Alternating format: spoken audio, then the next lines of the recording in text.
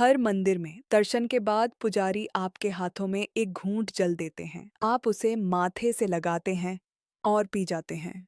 बस कुछ बूंदें, लेकिन कितनी गहराई में बसी है ये परंपरा। चरणामृत नाम ही बताता है, भगवान के चरणों का अमृत। ये सिर्फ जल नहीं, वो भाव है जिसमें अहंकार पिघलता है और भक्ति जन्म लेती है। इसे ग्रहण करना मतलब अपने भीतर कहना, मैं वही स्वीकार कर रहा हूँ जो ईश्वर ने छुआ है। यही कारण है कि चरणामृत सिर पर लगाया जाता है और फिर जिह्वा से लिया जाता है, विचार और वाणी दोनों को पवित्र करने के लिए। अब इसका विज्ञान सुनिए। चरणामृत कभी साधारण जल से नहीं बनता। इसे तांबे या चांदी के पात्र में रखा जाता है, जिसमें तुलसी की पत्तियां और गंगा जल मिलाया जाता है। तांबा और चांदी दोनों ही प्राकृतिक आयोनाइजर्स हैं, जो जल में सूक्ष्म विद्युत आवेश पैदा करते हैं।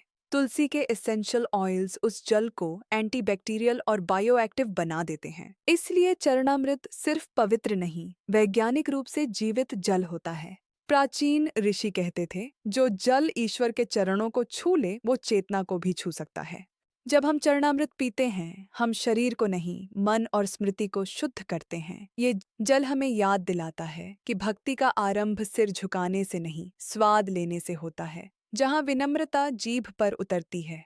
अगली बार जब चरणामृत लीजिए, उसे बस पीजिए मत, उसे महसूस कीजिए।